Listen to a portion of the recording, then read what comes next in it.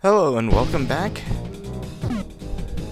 And this is Stage 5 of Valis II for the TurboGrafx CD. Whether or not I could beat Stage 5 on my own was pretty much the make or break of whether or not I or Regvin would be the one to do the gameplay for this game. I did manage to do it, but the first time I did, I lost 3 lives, and I double KO'd the boss of the stage. Thankfully, double KOs favor the player. It's one of the few games I know of that does that, aside from Mega Man 2. Stage 5 is the real final stage. Stage 6 and, to some extent, Megas himself are really more of a formality than anything. There are a lot of traps and instant death bits, about as many traps in this level as there were monsters in the previous.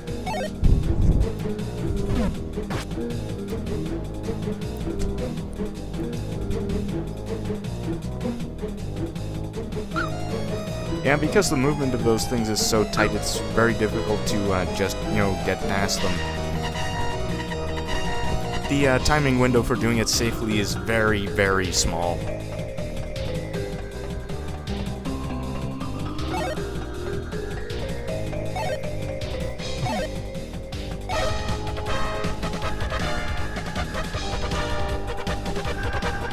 Mid-bosses in this stage are pretty nasty. If you don't know this guy's pattern, he'll just run you over pretty quick.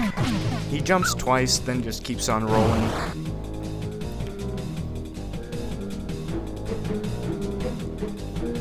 And there are about 4 mid-bosses in this level, but they're not the real danger. The thing is, while Stage 4 was absolutely packed with enemies, enemies can be destroyed, traps cannot.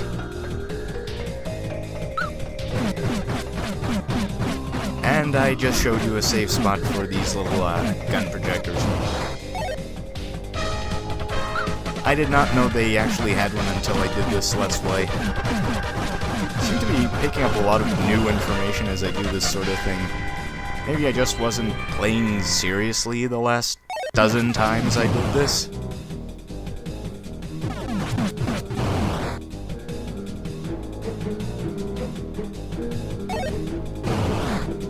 Yeah, there actually aren't that many regular enemies in this level even. I think there are actually less in this stage than there were in the first stage.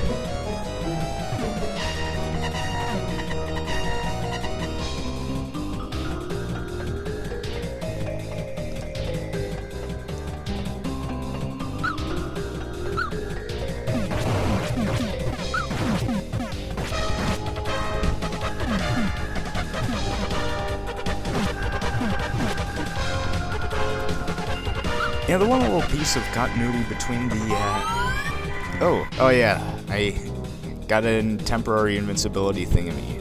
Really helped me out. The one piece of continuity between the Sharp version and the other versions is that Megas' fortresses tend to be, a lot more technological, whereas Rogueless's was just some kind of evil castle. And exploring!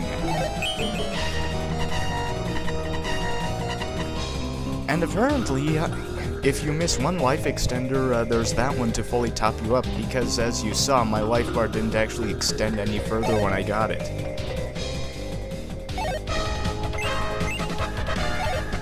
And apparently there are 2 defense up power-ups in this level.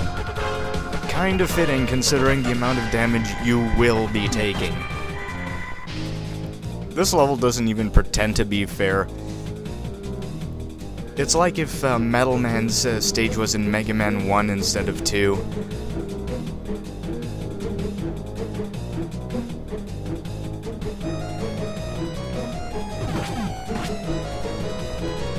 Oh yeah, the one type of spiked ball that you wish you could stop is one that you are not able to stop.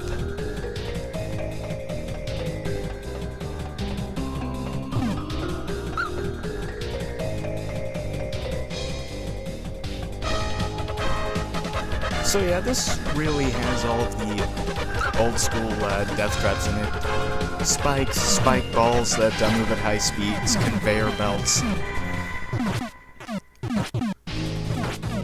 Pretty much anything that you would expect to find in an old school platformer that wanted to kill you is in this level.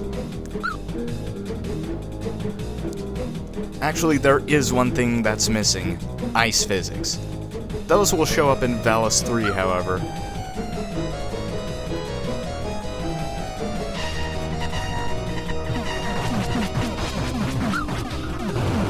Yeah, those things can still put on quite a bit of hurt, and after the beating you take from traps, well, you're pretty much expected to lose lives in this level. Perhaps that's why the boss is something of a joke.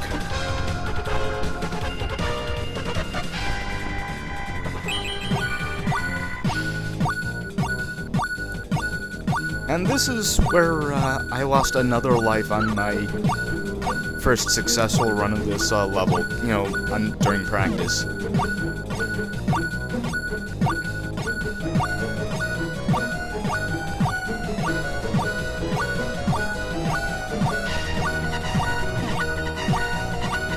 It seems a fair chunk of this level's difficulty relies on not knowing what to expect.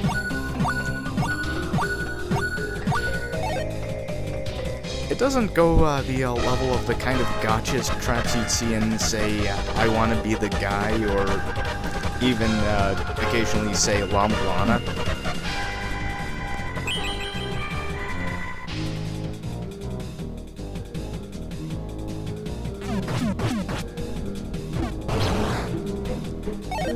And I'll have to remember that the crash destroys shots. That is the last speed boost power-up in the game. There are no more to be found.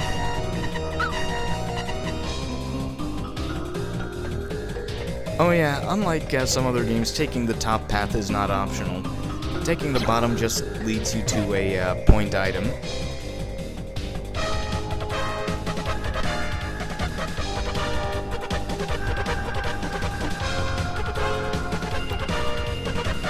Flubbing jumps seems to be the overall theme of this LP. I'll probably flub a few in SD Valis as well.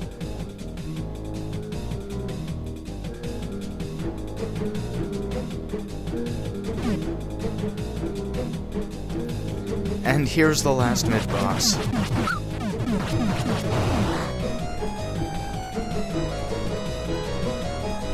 Actually, the last mid-boss of the whole game, come to think of it.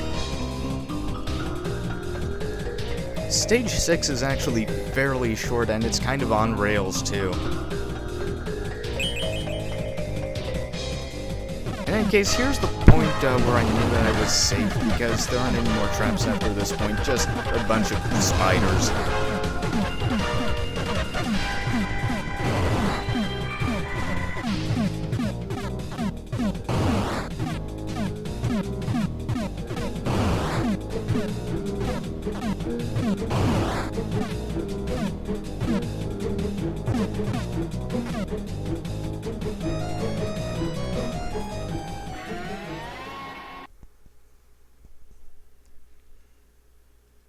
Welcome to the place of Scarlet Fire Toe! I shall destroy all those who protect Magus. Even though you have succeeded in breaking the Emperor's power, you have not been able to stop the war! The exercise of power alone cannot bring peace. Like Gillen, Crimson Fire Toe can be largely nullified by ducking. In fact, I think even more so, because Toe will never jump on top of you.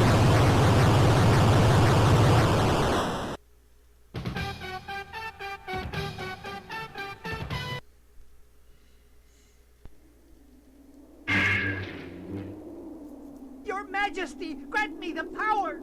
This is a test of individual combat for both of you. If I were to help you to win, then it would no longer be a fair fight.